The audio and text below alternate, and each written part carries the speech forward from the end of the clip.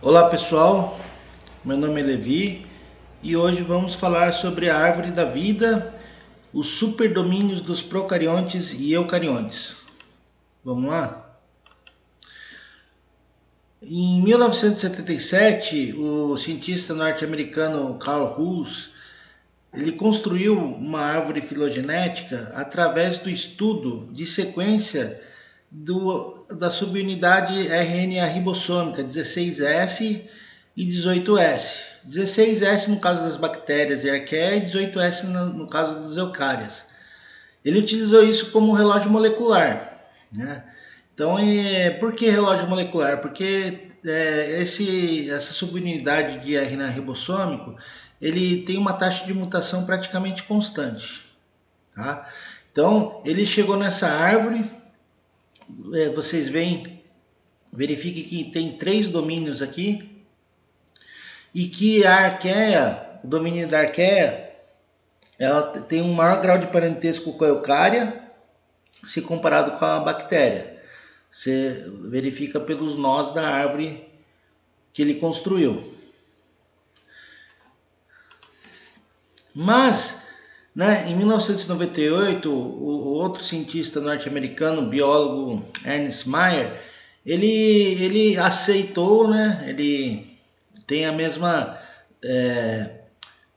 visão, né, respeitou os resultados de Huss em relação os três domínios, né, determinados pela árvore filogenética que ele construiu.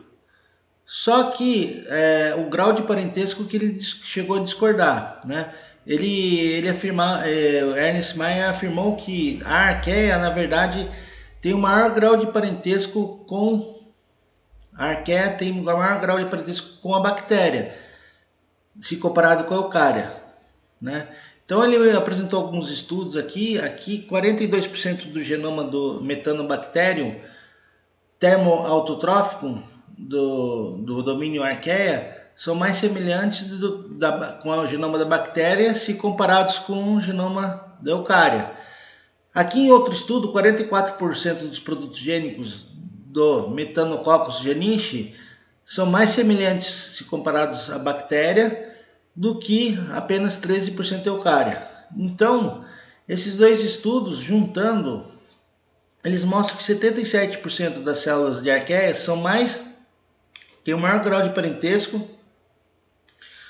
com o domínio das bactérias se comparados com apenas 23% com a eucária, né? E ele sustentou essa hipótese, mas outros cientistas também publicaram sobre essa hipótese, né? Alguns até nomearam como hipótese da raiz eucarionte. Aqui, no caso, verifica-se que a arqueia tem maior grau de parentesco com a bactéria.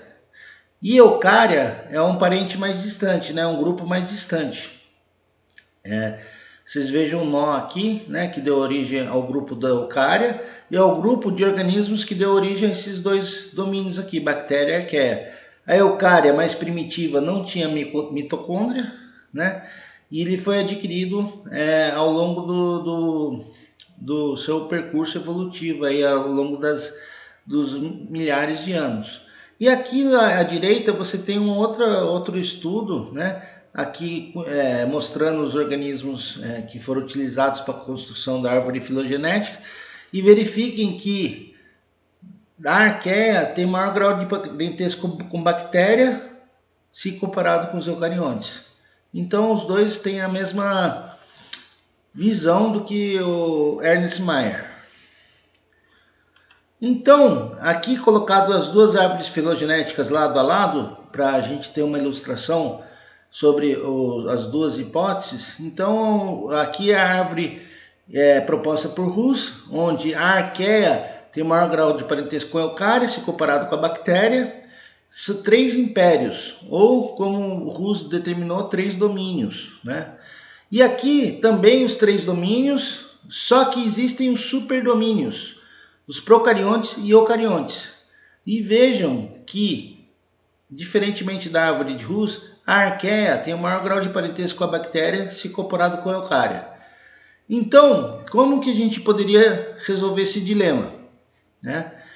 Então, para tentar resolver esse dilema, eu procurei fazer o estudo utilizando a metodologia Neighbor Joining Methods, publicada em 1987. Ele faz o cálculo da árvore filogenética utilizando diferentes sequências, né? Aqui no caso de nucleotídeos, os organismos A, B, C, D e as sequências desses organismos. Então ele faz o alinhamento múltiplo e ele constrói a matriz de distância.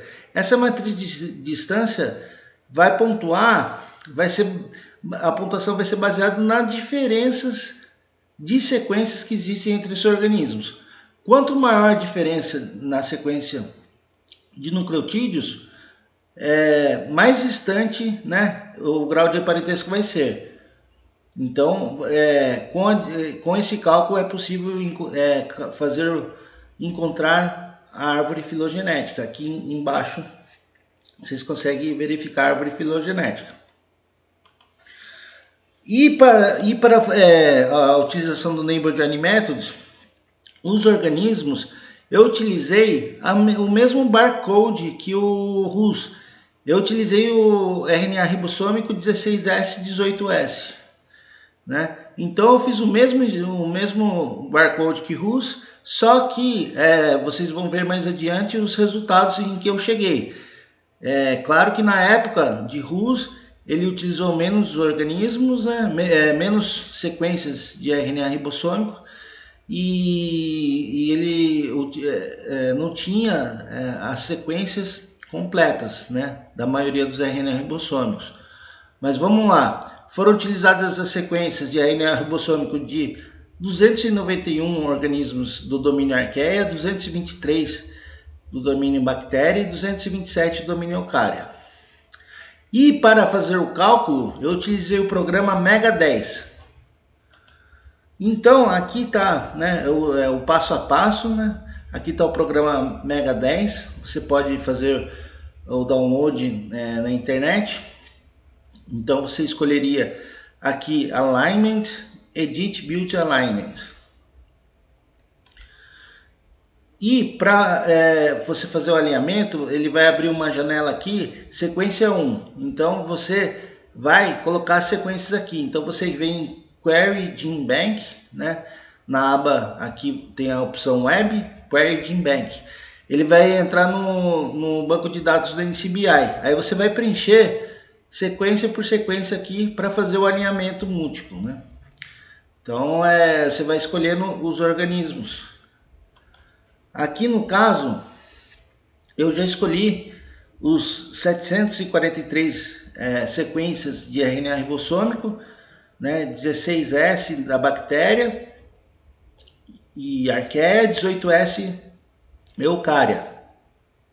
Veja que as sequências aqui estão colocados aqui nesse lado aqui da janela. E eles têm coloração diferente para cada nucleotídeo.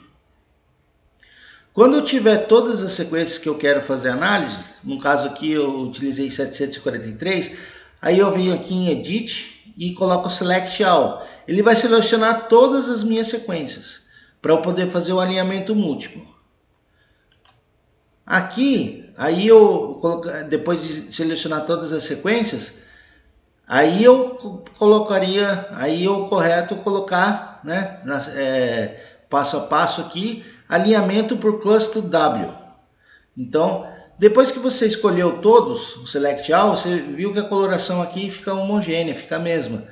Isso e você pode até conferir isso. Isso está demonstrando que todos foram selecionados. Aí quando você conferir isso, Align by Cluster W. Então ele vai fazer o alinhamento múltiplo e antes do alinhamento múltiplo ele vai fazer o alinhamento par a par.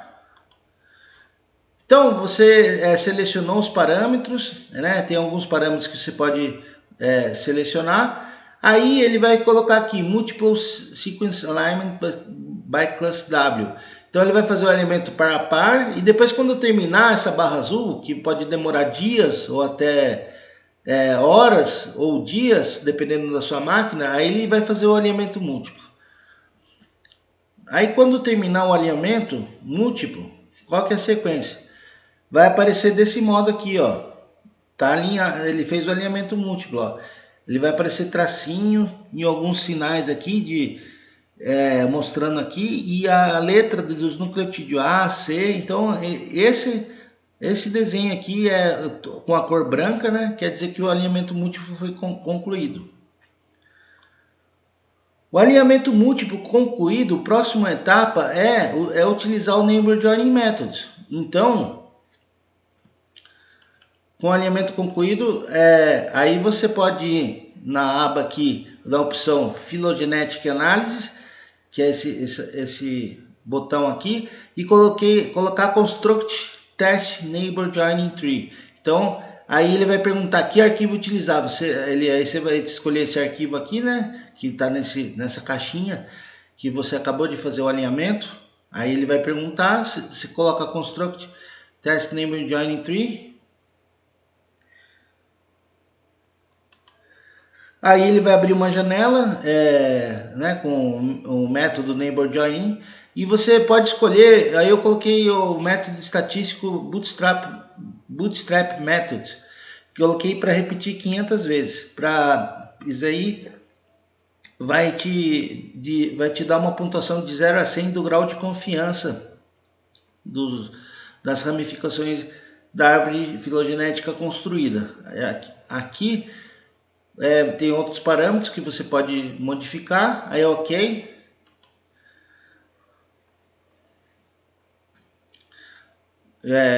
Esse aqui é o slide anterior.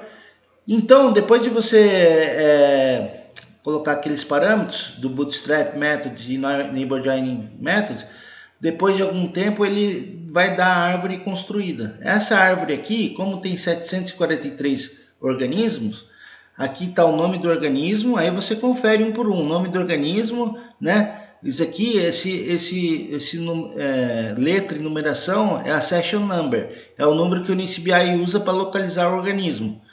O organismo ou a sequência utilizada, que no caso foi o RNA ribossômico 16S. Aí eu conferi um por um para ver se esses organismos aqui, que grupo que eram. Aqui no caso era todos de Archaea, né? Aí você vai comprimindo, então esse grupo de organismos você vai agrupando.